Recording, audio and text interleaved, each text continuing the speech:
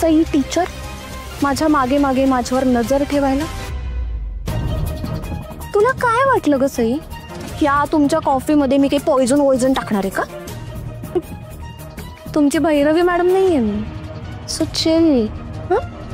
झालं, आत्ताच लग्न झालंय ना तुझं, किमान आज तरी बरं बोल. ऐक ना, तुला मदत करायला आले होते मी. ठीक आहे, दूध. थँक्यू, खूप मदत झाली. निघा. उघडे. आणि हो, कॉफी करताना काही गोष्टी लक्षात ठेवायच्या त्या सांगते. आत्ता सध्या आहे ना, बाबांना कॉफी करताना त्यामध्ये साखर कमी घाल. नाही काय, 2 दिवसापूर्वी त्यांची शुगर वाढली होती.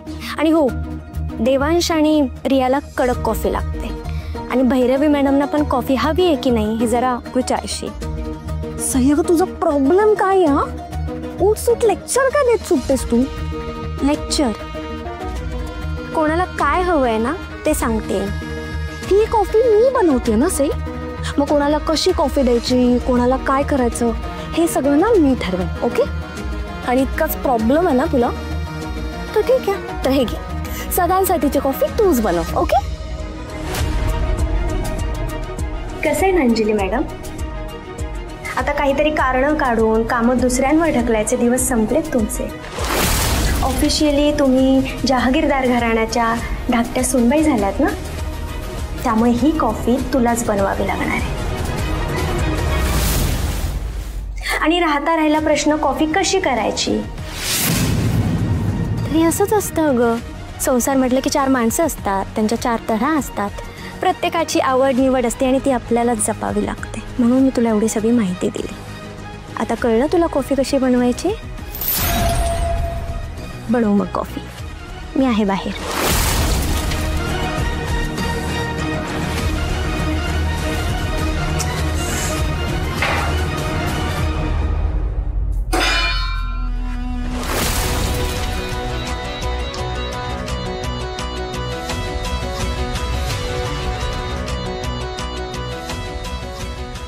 सई टीचर, शाळा घ्यायची खूप हौस आहे ना तुम्हाला?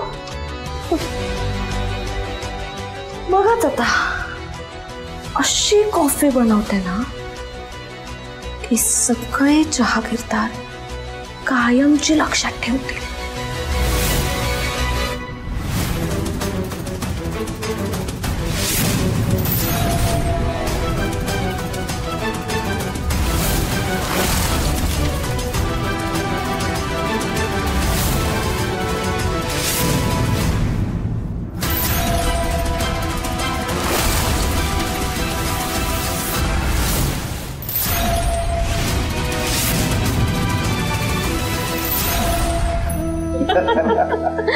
तर अशा सगळ्या गमती जमती.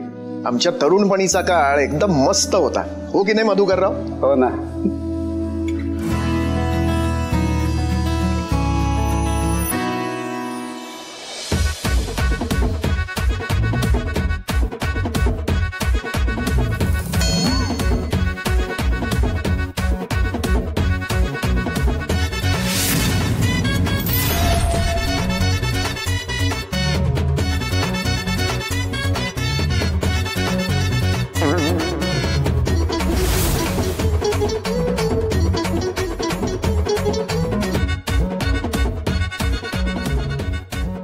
मम्मा, बघतेस ना,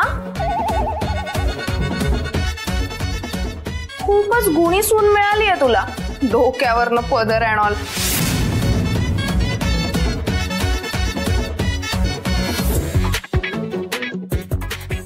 ते ऍक्च्युली मम्मी, मला ना मॉमने शिकवलंय की लग्नानंतर ना हे असं पदर अँड ऑल सगळं पाळायचं असतं. अगं, ते पदराचं राहू दे, तो ट्रे सांभाळ, नाही तर पडेल.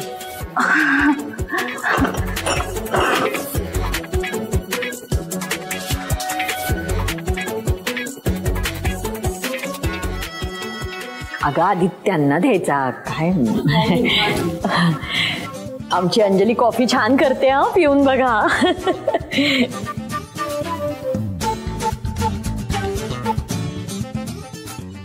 थँक्यू.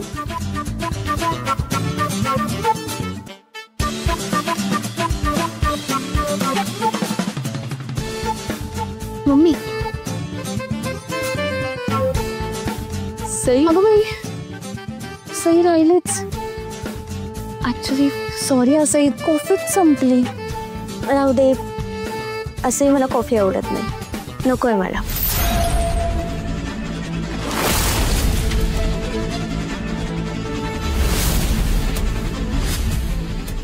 पण खरेच छान कॉफी करते बर का माझी लेक. एक मिनिट,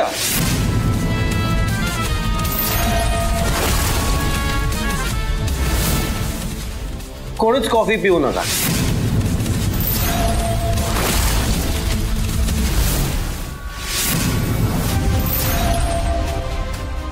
अहो असं काय करता? खरंच अंजली छान करते कॉफी, पिऊन तर बघा. या कॉफीतलं दूध नासलंय.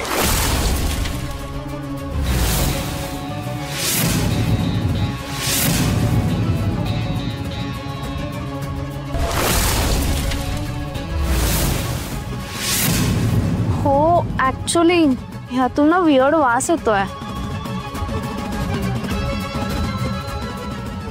कसं शक्य आहे? मी तर सईने जे दूध दाखवलं तेच दूध वापरलं कॉफीसाठी. हो, पण सकाळी जेव्हा मी दूध तापवलं होतं तेव्हा ते नीटच होतं. सई, म्हणजे ते दूध मी नासवलं असं म्हणायचंय का तुला? अगं मी कुठं असं काय म्हणते? सई, बघ, मला माहितीये ही कॉफी तुला बनवायची होती, पण आज या घरात रिअल सून म्हणून माझा फर्स्ट डे आहे ना, म्हणून मी तुला विचारलं की मी कॉफी बनवू का. त्याचा रिव्हेंज म्हणून असं वागलीस ना सई तू. मुद्दाम मला नासलेलं दूध काढून दिलंस. Shut up Anjali.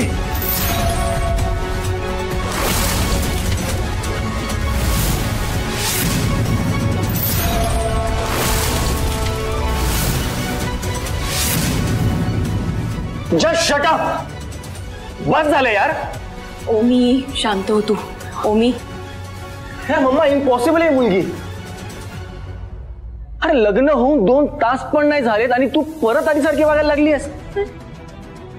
ही आधी पण सेम गोष्ट करून ना वहिनी विरुद्ध माझे कान भडकवायची.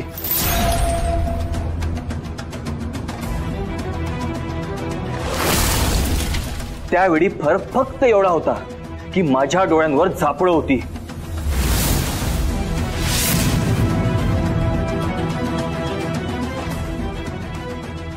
पण आता नाही येता. एक गोष्ट लक्षात ठेव अंजली, तू कशी आहेस हे आम्हा सगळ्यांना कळलंय आता.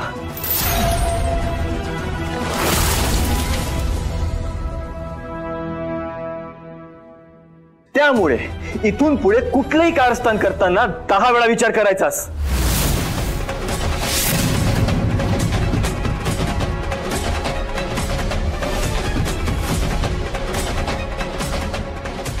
वहिनी विरुद्ध ना आम्ही कोणीच एक शब्दही ऐकून घेणार नाही आहोत.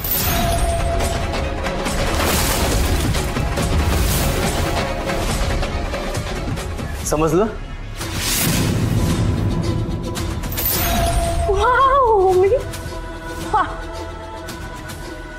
आता आपलं लग्न झालं आणि तू लगेच सगळ्यांसमोर दाखवून दिलंस ना तुझ्या मनात माझ्याबद्दल किती हेट आहे.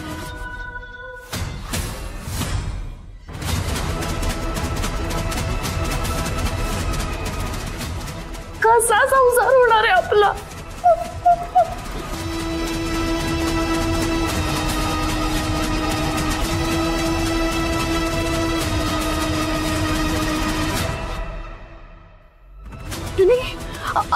अंजली, तुम्ही बरोबर नाही केलंय जावई बापू.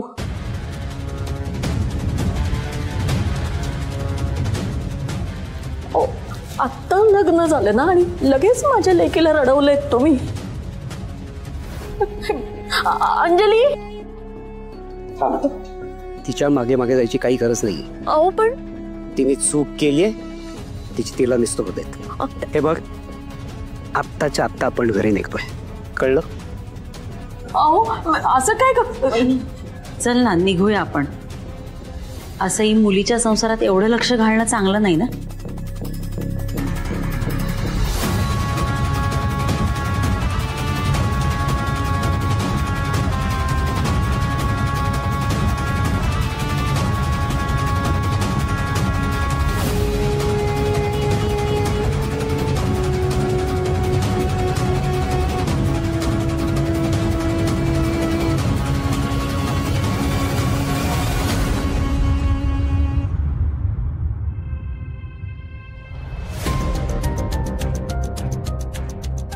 Good morning. रिया, अगं तू आत्याला बोलवायला गेली होतीस ना? मग अगं मी डोर नॉक केलं पण आत्याने उघडलंच नाही. अगं बाई, अहो बघा ना ताईंचं काय सुरू आहे. अजिबात नीट खात पित नाही, त्यात त्यांची औषधं सुरू आहेत. जानकी तू काळजी करू नकोस. माझा नाश्ता झाला की मी तिला रूम मध्ये जाऊन देतो. बरं.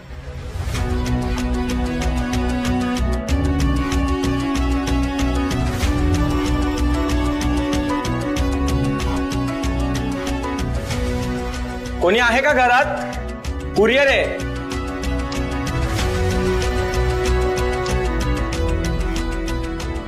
मी बघते.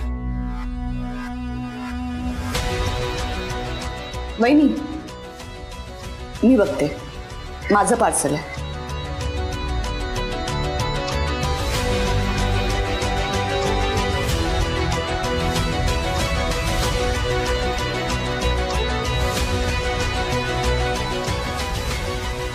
थँक्यू.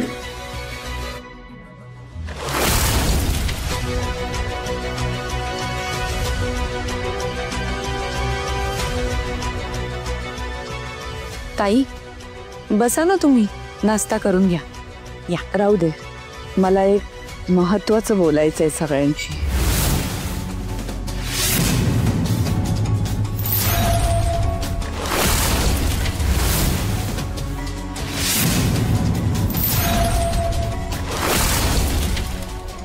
ठीक आहे मग मी गेलेलंच बरं. आलो. Devansh please please I beg you, मी काय सांगते ते एकदा ऐकून तर घे. मी तुला याआधी सांगितलंय मला तुझ्याशी बोलण्यात काहीच इंटरेस्ट नाहीये. आलोच.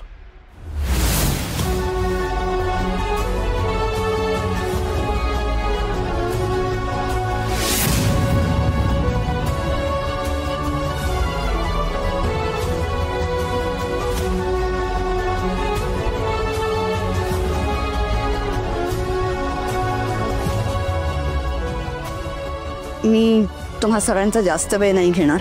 एक खूप महत्वाची गोष्ट तुम्हा सगळ्यांशी शेअर करायची.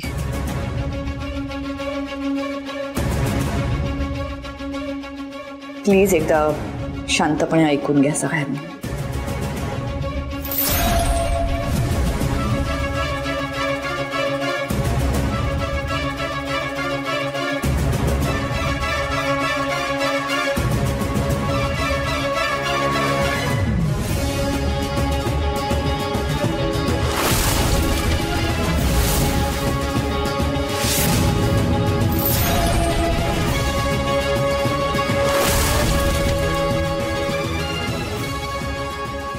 रवी, हे काय आहे? हे ओनरशिप ट्रान्सफर करायचे पेपर्स आहेत.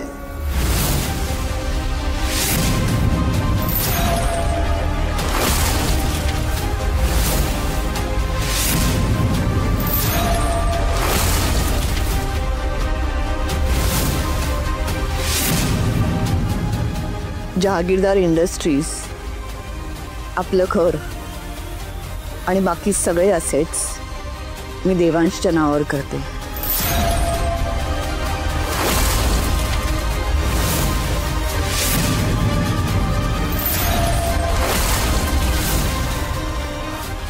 देवांश प्लीज एकदा पेपर्स बघून घे.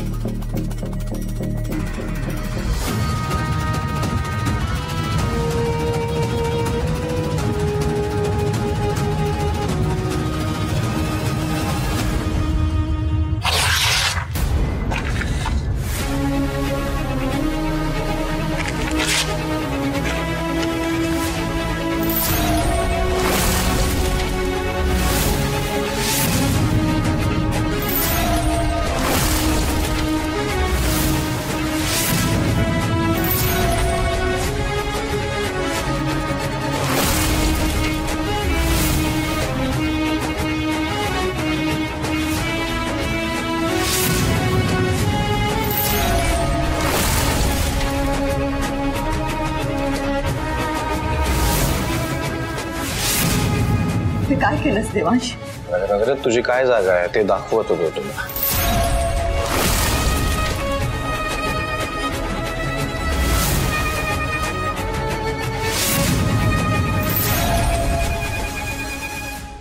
तुला काय वाटलं तू सगळी प्रॉपर्टी माझ्या नावावर करशील तर तू जे काही गुन्हे केलेस त्याच्यासाठी माफ करून टाकेन मी तुला.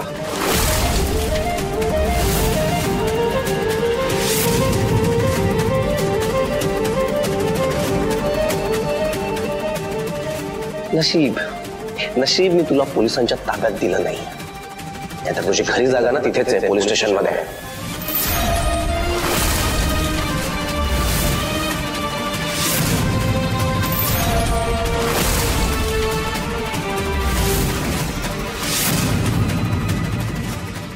तू माझ्यासाठी आणि माझ्या फॅमिलीसाठी जे काही केलेस त्याची जाण ठेवून शांत बसलोय मी.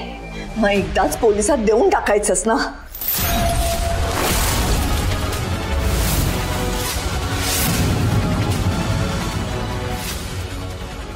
सगळं तुझ्या नावावर केलं, अजून काय करू? म्हणजे तू मला माफ करशील? तू काही केलंस तरी मी तुला कधीच माफ करणार नाही.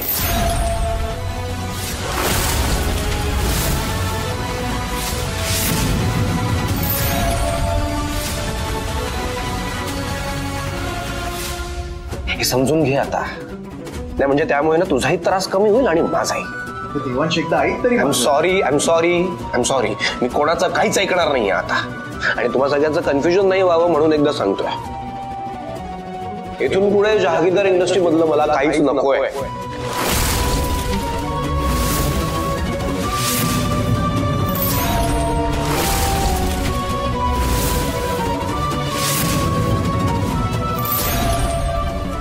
कारण जहागीरदार इंडस्ट्रीमध्ये भैरवी जहागीरदारने जे काही कमवलंय ते तिचे आणि माझा तिच्याशी काहीच संबंध नाहीये.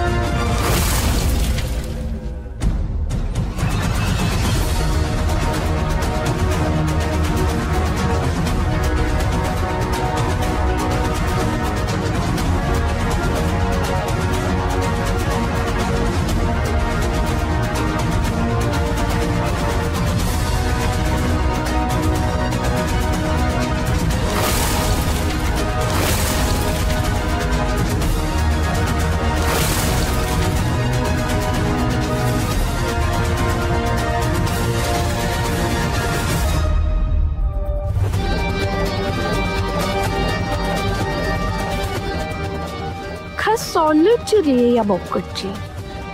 खूप माज करायची ना.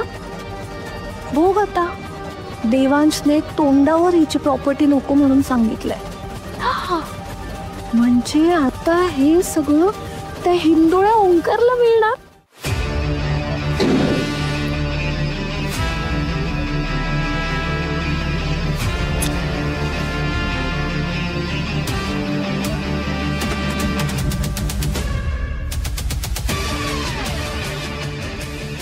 माझ्या आयुष्यभराच्या कमाईची ही किंमत केलीस तू देवांश. का? कोणासाठी? या सईसाठी? या डाऊन मार्केट मुलीसाठी तू माझ्यापासून दूर झालास, माझा राग करायला लागलास. हिच्यामुळे तू मला आई म्हणत नाहीयेस.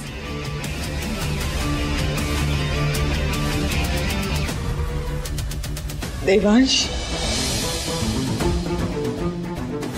तू जरी मला आई म्हटलं नाहीस ना तरीही मी तुझी आई आहे आणि आई राहणार.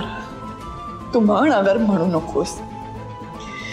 या सईमुळे आपण दूर झालोय. सईमुळे हे सगळं झालंय ना. एक चूक आणि मला हे आता आयुष्यभरासाठी भोगावं लागणार आहे. जर हे असंच चालणार असेल, तू माझ्याकडे बघणारही नसशील, माझ्याशी बोलणारही नसशील, तर मी इथे राहून तरी काय करू?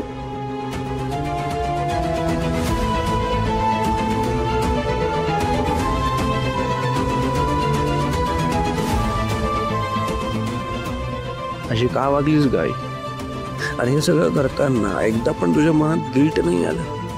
तुला ओळखण्यात मी एवढा कसा चुकलो हेच कळत नाहीये मला.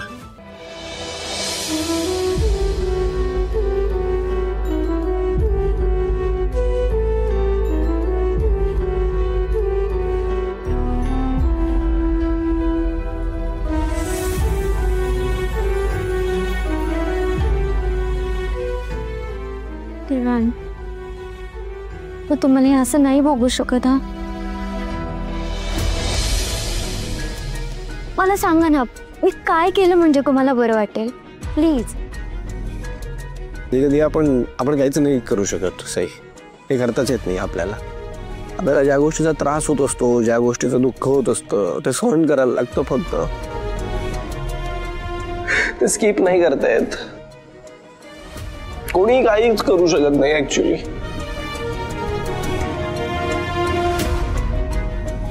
By the way,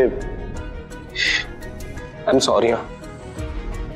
me company सोडायचं डिसिजन घेतलंय हे तुम्हाला सांगायचं राहिलं. आय मीन चान्सच नाही मिळाला. आणि खाली आता आईने तो सगळा विषय काढल्यानंतर मी अचानक सगळं बोलून गेलो. काही हरकत नाहीये, तो तुमचा स्वतःचा निर्णय ना. आणि तुमच्या निर्णयात प्रत्येक वेळेस मी तुमच्या बरोबर असणार आहे. मला सांगा, आता इथून पुढे काय करायचं ठरवलंय तुम्ही?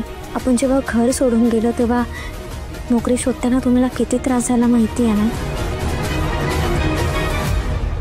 पण यावेळेस नाही होणार तसं काहीच. कसं काय?